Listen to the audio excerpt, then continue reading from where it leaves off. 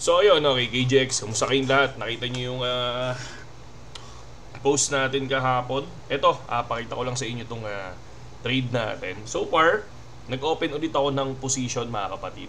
At ang in-open kong position ay BTC. Pakita lang natin.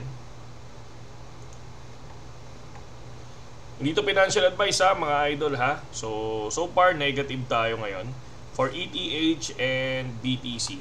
So sa BTC nag-open tayo ng 48 USD times 25 leverage, and ETH ay nasa 28 USDT times 20 or 20 leverage mga kapatid.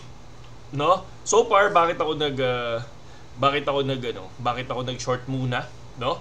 So syempre dahil yan sa tariff, no? Yung tariff kasi, kailan ba yung deadline ng tariff? Ang alam ko, ang deadline ng tariff is July 8, okay? So magle-letter si President Donald Trump doon sa 12 na country na noon saan, 'di ba? Matutuloy na yung tariff, 'di ba? So pero hindi natin alam kung ano yung laman ng letter, 'di ba? Sabi nga natin, magbabago ang tariff kapag si President Donald Trump is nagkaroon sila ng deal, 'di ba? Yun yung parang ginagawa ng US and China, 'di ba? Nagkakaroon sila ng deal. So kapag okay sila sa deal, so syempre yung tariff hindi na ganoon kataas. So medyo bababa yung tariff. So medyo maganda sa market. Pero kapag walang nangyaring deal, possible baka biglang lumipad. Kung titingnan natin, possible biglang lumipad yung tariff and then bumagsak ang market, no? So doon tayo sa deadline kasi kahit papaano magkakaroon ng tariff yan, 'di ba? So ibig sabihin, nakita naman natin yung nangyari nakaraan, once na inimplement ang tariff, biglang bumabagsak. Pero syempre tayo naman is may cut loss naman tayo kahit papaano, 'di ba? If ever na pumunta yan diyan sa area na yan, possible mag-out tayo. So saan pa ba pwede? Pwede naman dito sa area na to, mas mababa. Nasa 3.5, pwede kang pumunta ng 1.85, pwede kang pumunta ng 1.8. Pero ako kasi doon ako sa 189, sa 109. Doon ako tawag dito magka-cut loss mga kapatid. Okay?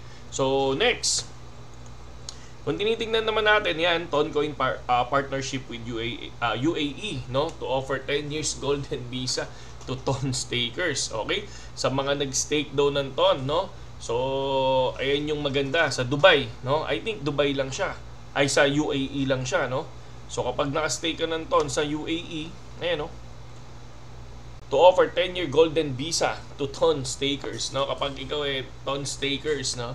Magkakaroon ka ng golden visa, mga kapatid, di ba? Tapos yun, syempre, balik tayo sa tariff. Pero, pwede ding mangyari ganito.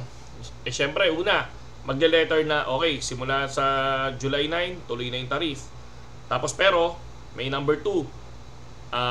Mataas lang yung magiging tariff kapag walang deal na pinag-usapan with US, di ba? And then number 3, pwedeng bumaba yung tariff nung mga ibang country kapag merong deal na napag-usapan sila. Pero wala kasing sinasabing news regarding dyan, di ba? So hindi natin alam, China and US lang ang naririnig ko Tapos number 3, pwedeng magkaroon ng extension, di ba? Pwedeng yung 90 days na yon maging 120 days. Pwedeng ganon, no?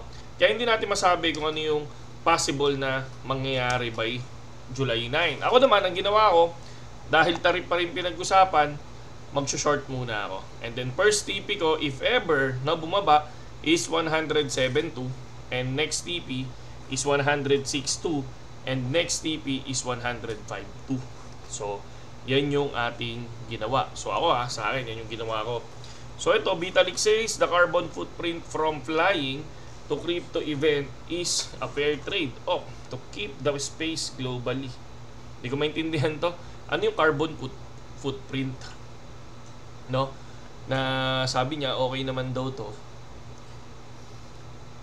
Hanggang sa pumunta sa crypto event, pwede kang gumastos or pwede ka mag-print or carbon hindi ko alam kung ano yung carbon footprint Pwede ko bang i-search ko ano yung carbon footprint?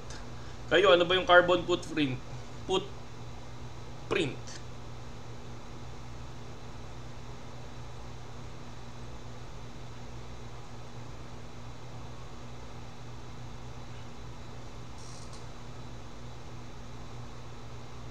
Tangina, carbon dioxide.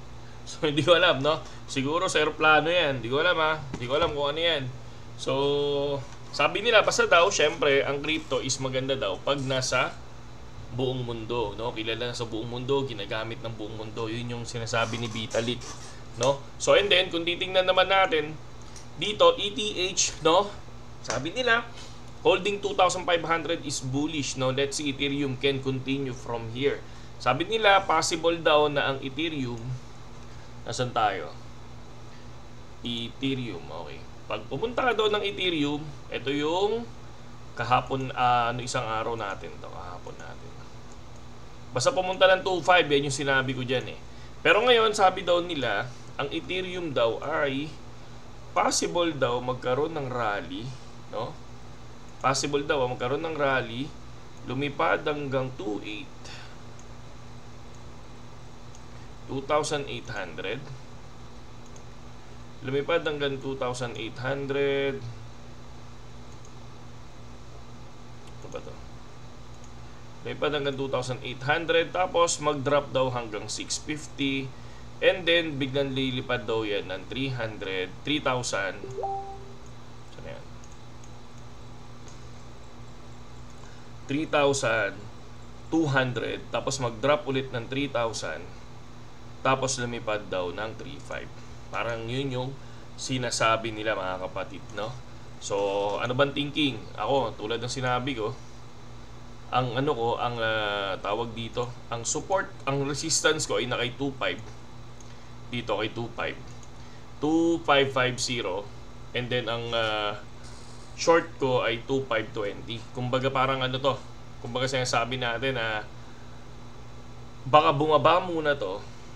Ako lang baka bumaba lang to ng hanggang 2,460. 2,460 bago magkaroon ng additional pump. Baka lang yun lang yung nakikita ko dyan, mga kapatid, no? So, ito si Ted is okay naman to, no? Hindi to bullish sa market. Kumbaga nag-analyze ng malupitang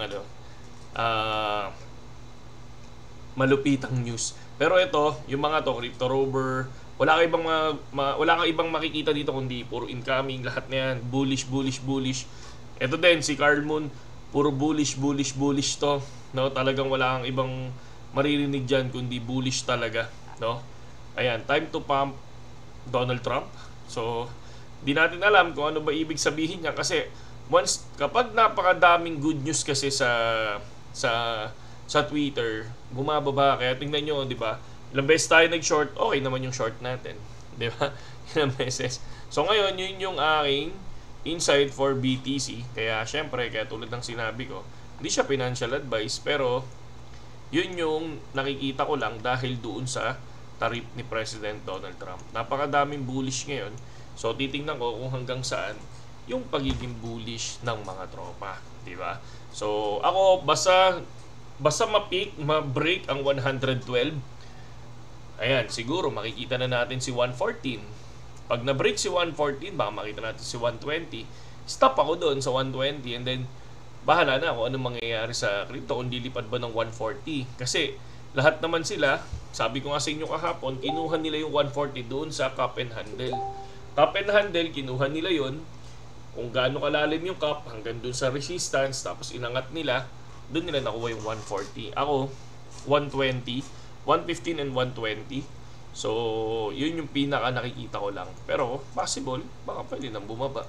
Diba? So, yun lang yun mga kapatid Hindi siya financial advice.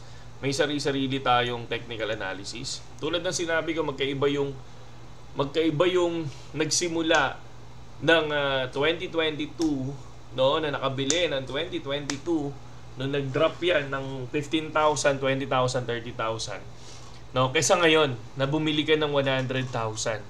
Magkaiba yun. So, siguro kaya ganun kami, no? Kaya ganun ako.